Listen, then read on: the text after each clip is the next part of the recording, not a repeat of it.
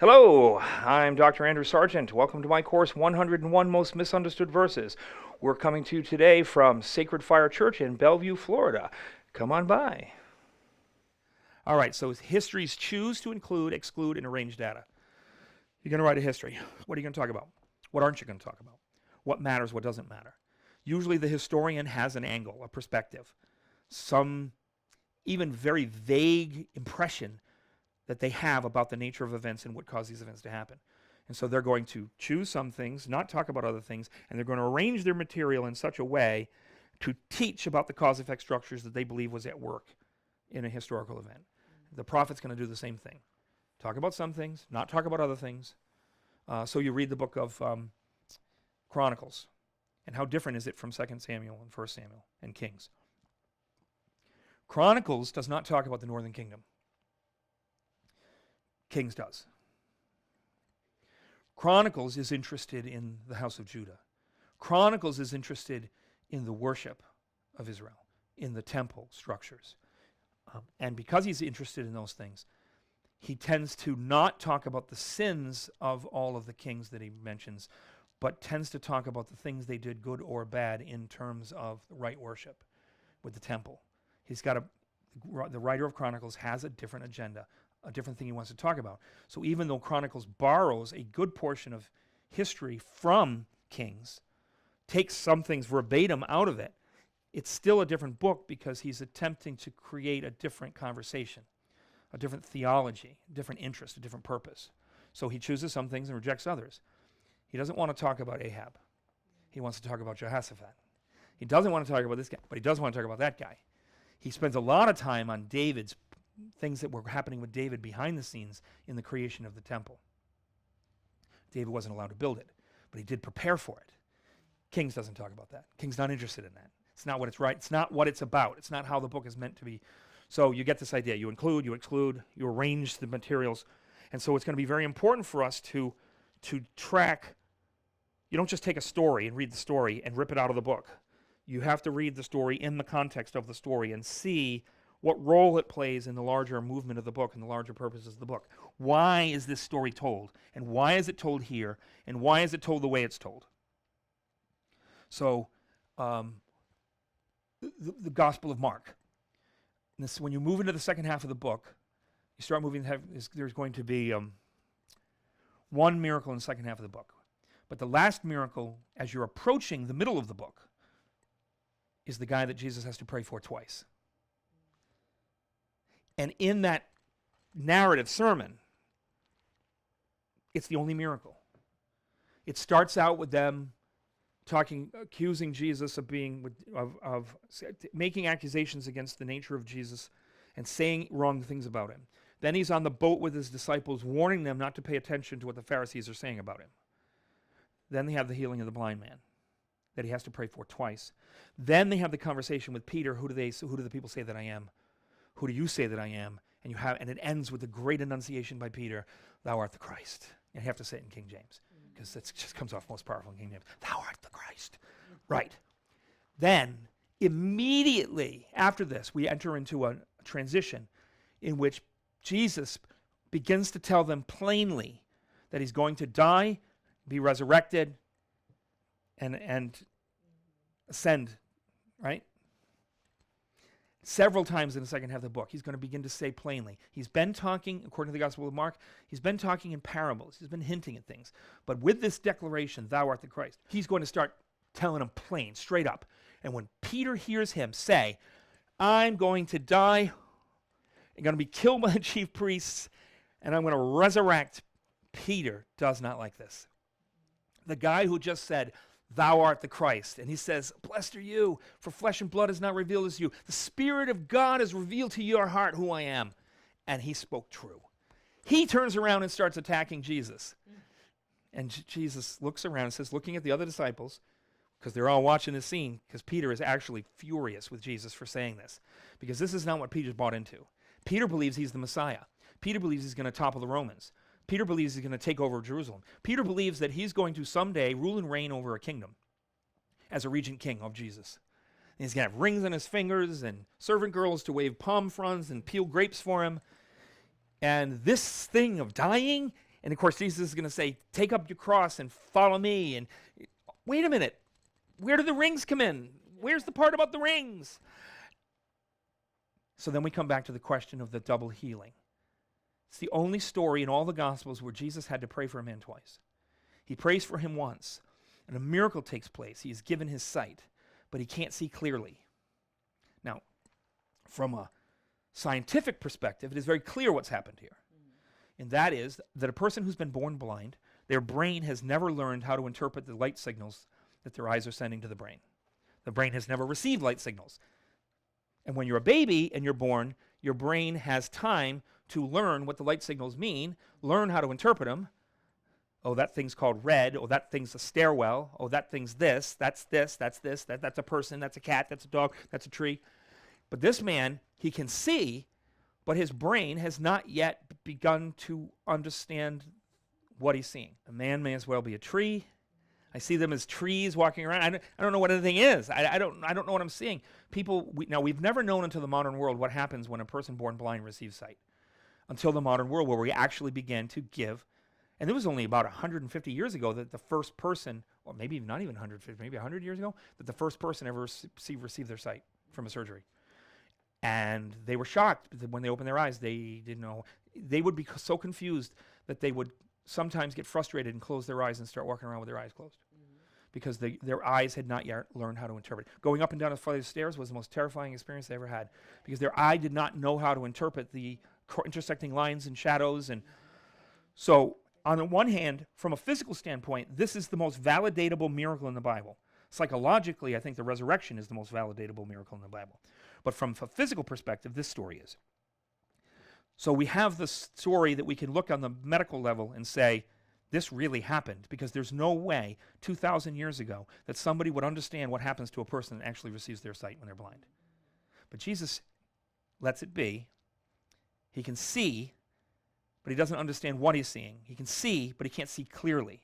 So now, ask the question. In light of everything that's happening around it, the false identifications that the Pharisees are making about Jesus, warnings to the disciples about being tricked by what the Pharisees are saying about his existence, the healing of the double healing of the blind man, a conversation about the identity of Jesus and who they think he is, Peter's grand understanding that he is the Christ and that the Spirit of God has revealed this to his soul, immediately followed by Peter rebuking Jesus for saying that he's going to die. So what's the double blind healing man doing there? It's not. The question isn't whether the miracle happened. The question is, when did that miracle happen? Did it happen chronologically? Elders, boat trip, healing man, go off to have a conversation in the far north about who Jesus was? No, it's been put there for a reason. That could have happened at any particular time, but it's here, and it's here for a reason. But why? So what role could you imagine this? He sees, but he does not see clearly.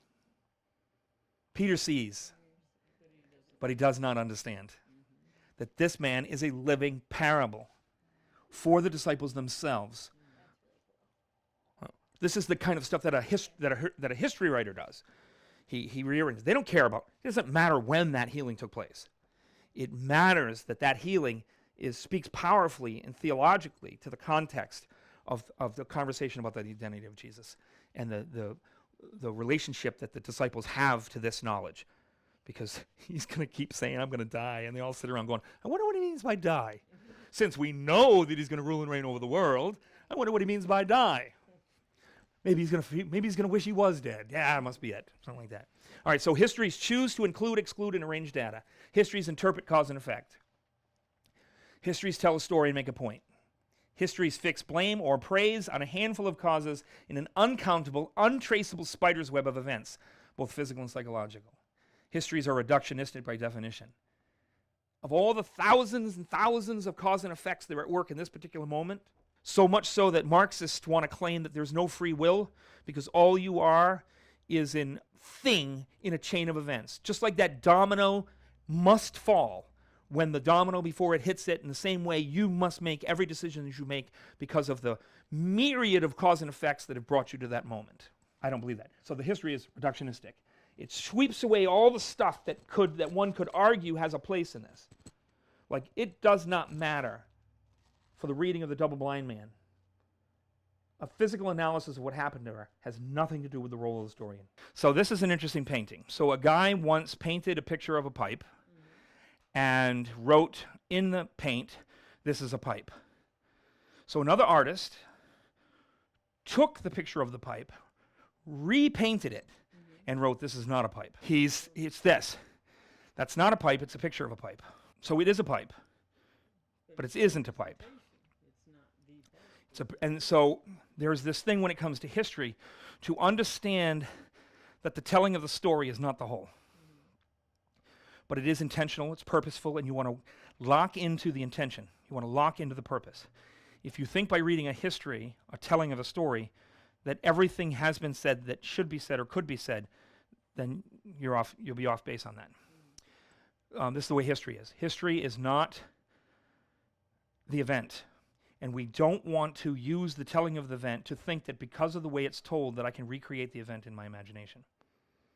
The moment of inspiration, if you ask the question when dealing with a history text, where is the inspiration found? The inspiration is not found in the event. The inspiration is found in the prophetic telling of the event. The text itself is the inspired story. And so whatever you need to study to understand the telling, that is going to be your theology. That is going to be where inspiration lies. And trying to learn about the actual events that happened can give you some insight into the telling of the event. But ultimately, it's not the event, and we shouldn't be recreating. So that's just why I do a course called Meeting the Jesus of Mark. And then I want to do another one, and I've done them all, Meeting the Jesus of Luke, Meeting the Jesus of John, Meeting the Jesus of Matthew. And you say, well, if they're not the same Jesus, well, they are the same Jesus. But they're different Jesuses to different people. They're different presentations of Jesus. They're focusing on different aspects. If somebody knew me, did a history of me, and it was the history of my scholarship, as opposed to the history of my art, the history of my poetry, the history you could tell how many different stories you could tell about me. The history of my relationship with my hair. All right, so historicity. Historicity references the validity of events described in the historical record, their cohesion with reality. So if we want to talk about the historicity of Jesus, does the Gospel of Mark present accurate details and facts about the person of Jesus? That is a different question than talking about the theology of Matthew, the theology of Mark as they tell the story. To say, did this event happen? So they will present certain events and they will put them in different contexts because they intend for you to interpret the event in their context because they want you to gain theological insight in the way that they tell the event, where they tell the event, how they tell the event. So even though you've got the Synoptic Gospels in which you have the same stories that are told in Matthew, Mark, and Luke has their unique stories. Matthew has unique stories. I think every story in Mark appears in at least one of the other Gospels. But it's the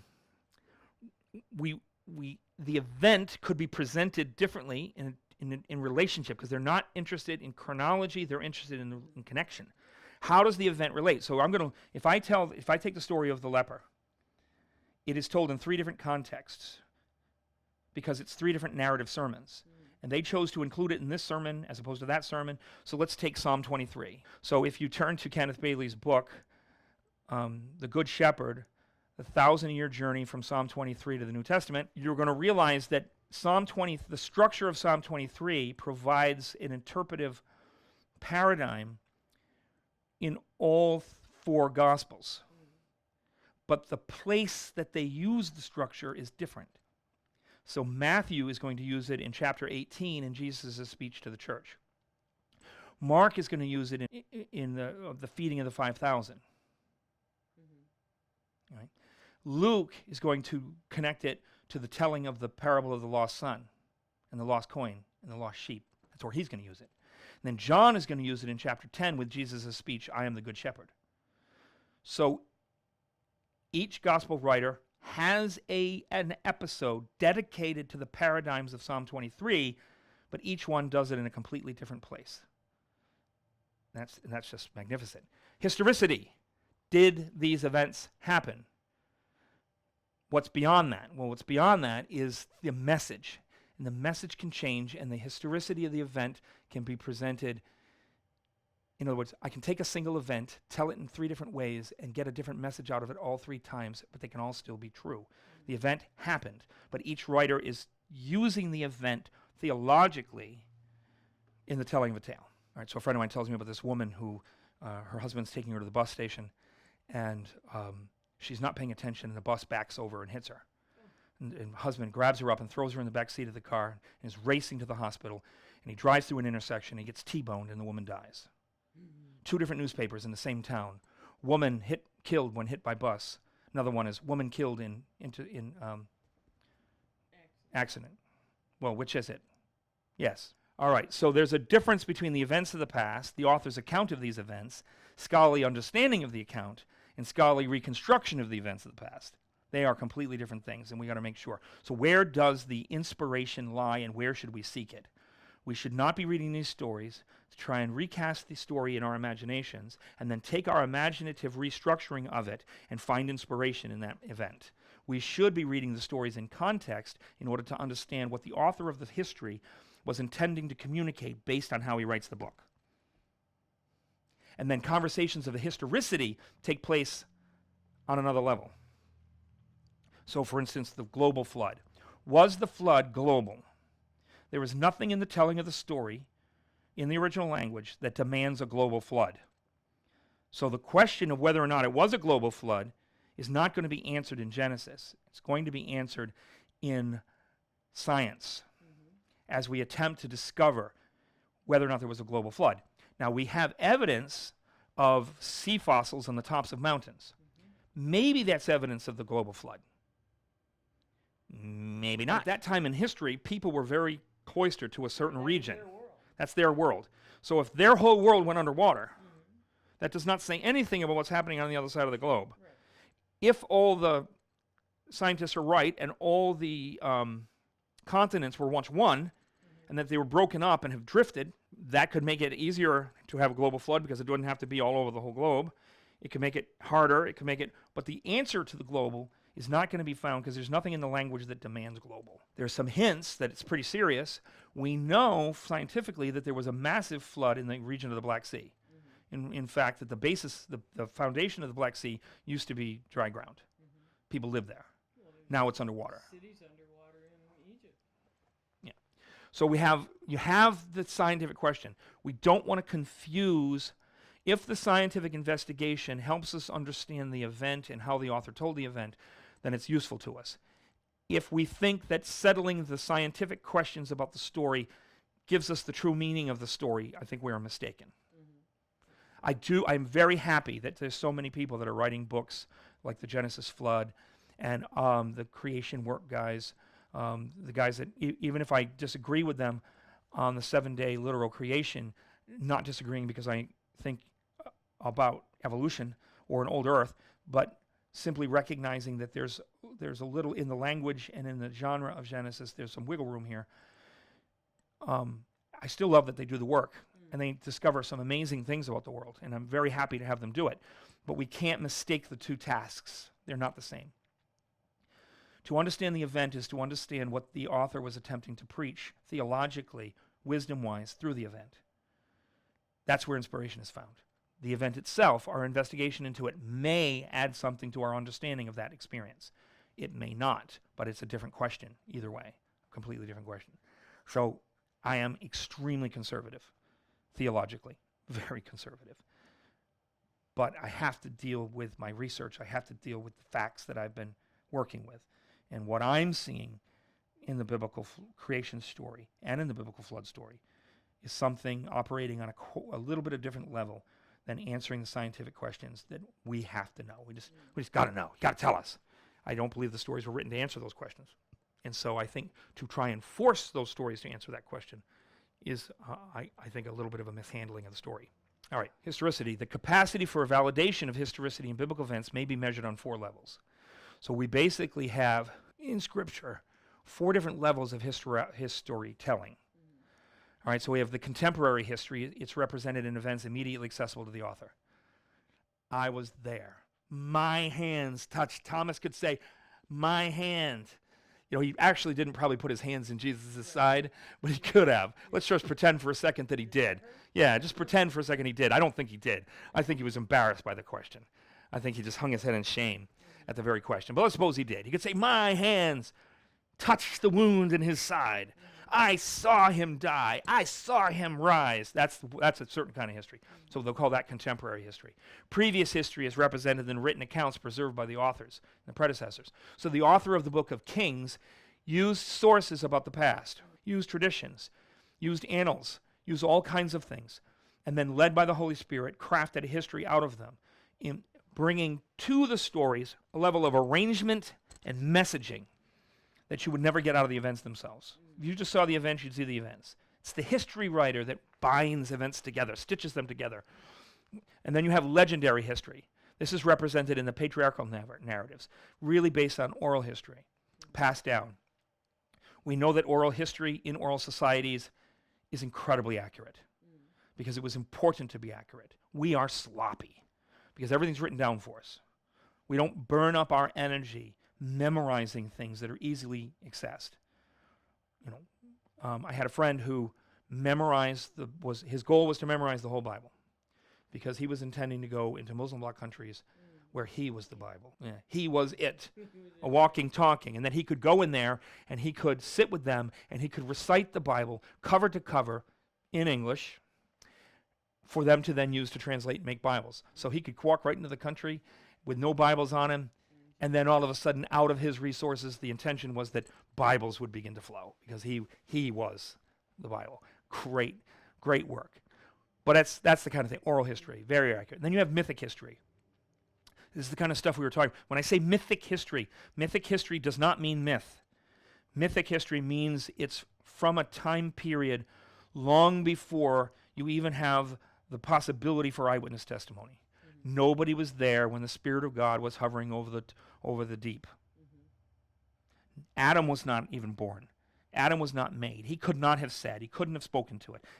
He could simply, wherever the story comes from, the revelatory nature of the story through the prophets, and what we find is in this, wherever it comes from, it is a mythic type of history because it has no connection either to eyewitness testimony or to records or to anything else.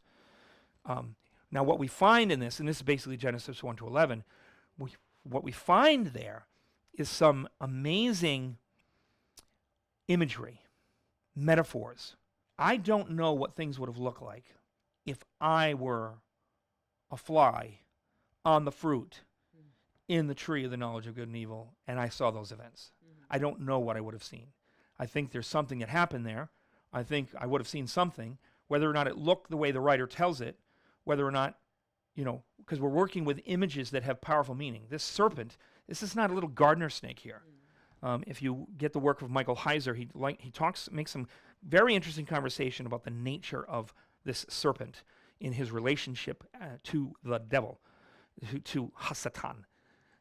Very interesting conversations. But the important thing is to understand that this serpent is the most ancient symbol of chaotic evil, the tohu vabohu, the dragons of the deep who want to bring the world back to nothingness, into chaos. They're enemies of the work of creation, first and foremost. And to weave the story together so that in the beginning, a figure who will come to be called Hasatan, but is called many names in Scripture, this cosmic evil force that resists God and seeks to tank the work of God by attacking that which he loves best, which is humanity in the world. I don't know what it would have looked like if I was there. I don't need to know what it would look like there. I'm not going to fist fight people over whether I would have seen an actual snake, whether I would have seen an actual tree. I'm not doubting, yes, it very well could have happened exactly as it has, but I can't prove it either way. I have no evidence. There's no possibility to get evidence. There's no archaeology that could discover it. Nothing. It's just not there. So to fight over it is, to me, pointless. Do I believe in literal Adam and Eve? I do. And I have good reason from the rest of Scripture to believe in a literal Adam and Eve. But what did that garden look like? What did that serpent look like? What did that tree look like?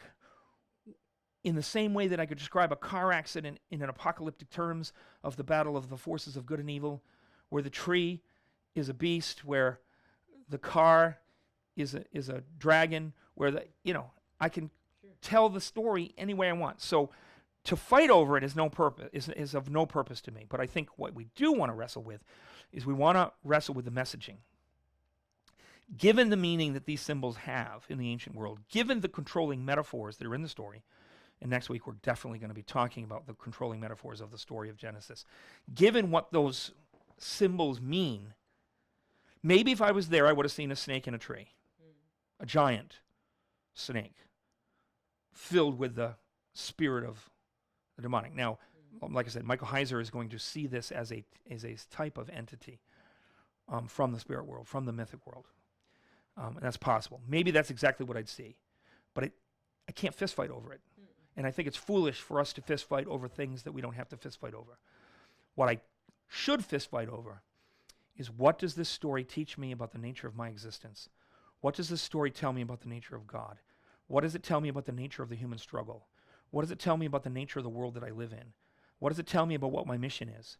What my purpose is? What kind of person I should be before God because of the messaging of the telling of the story? That is something to fist fight over. That is something to go toe-to-toe over.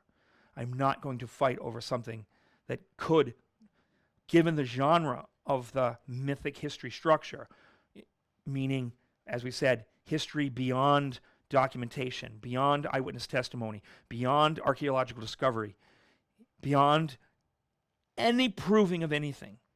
Why would I take stances that I don't need to stand? Now, not that you wanted to follow Karl Barth, but when Karl Barth was asked about whether or not the serpent was a historical figure in terms of a real snake, Barth said, "You're missing the point. What did the serpent say? If I were there, maybe it was a snake. Maybe it was. Given the work of Michael Heiser, it's very possible that it was an actual serpent, but not of a little garter snake, of a very specific type of ancient evil, an ancient figure. Very well possible that it was. But it doesn't ultimately matter. What matters is what it is as a representative of the forces of evil and the anti-creational forces in the world, as entities that are seeking to sabotage the work of God. That's what matters. What did it say?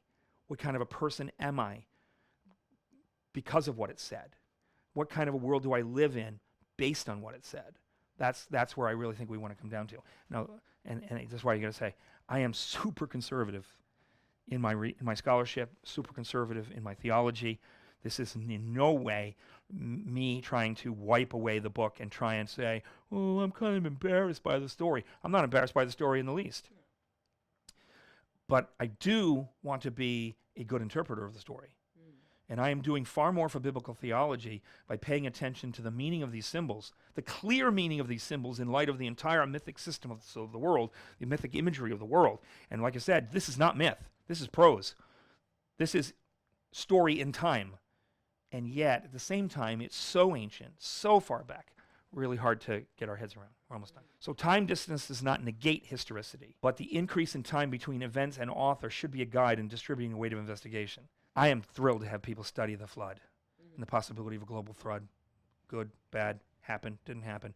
But in the story, it's not the be-all and the end-all of the story. The story's got a lot more going on. Do I believe there was a flood? I do, and I think we have very strong historical archaeological evidence for a massive flood right around the time period that we seem to be dealing with in the biblical story. So far, do we have evidence of a global flood? No. Doesn't bother me, though, because the story does not demand it. The story can allow it, but doesn't demand it, based on the way the story's told, based on the language. Some people will get mad at me and say that it does. And I'll say, you're reading in English. You're reading in English. All right, so we've already gone through this. Biblical historians make choices. Biblical historians make interpretations. Biblical historians tell a story, make a point. Biblical historians fic, blame, and praise. Biblical historians were prophetic figures. Biblical historians used non-biblical sources. Biblical historians use literary style. Biblical historians are more interested in meaning and significance than strict chronology and literalistic language. You cannot use the narrative to reconstruct the historical event perfectly. But you should, when you can, study the event, and it may inform something in the story. And the goal is to inform the story, because that's where inspiration lies. Everything that affects my understanding of the story, my interpretation of the story, matters. And so if historical, archaeological, linguistic studies are adding to my understanding of the story, then I'm in 100% in favor of them. But you never want to confuse that. So the primary concern is understanding the event by discerning the nuances of the author's inspired description of the event. What does the inspired author want me to understand about this event in the context of what you wrote? That's going to be all important. All right, so this is a skilled observation of the verbal portraits, details, interpreted within the characters and author's own historical realities. So here we come to the end of this lecture, 2 hours long, not quite 2 hours long. So what is Genesis? And we're going to seriously unpack this next week, but I'm going to give it right here. Genesis is a sacred narrative establishing the worldview of Israel in a carefully woven epic about Yahweh's character, plan, and work in creation, and the special role established for the children of Abraham in that plan, because of the special faith relationship between Yahweh, Abraham, and like-hearted descendants of Abraham. If you like what you're hearing today, please subscribe below, and don't forget to share it on as many platforms as you can, and tell your friends to watch. Thank you.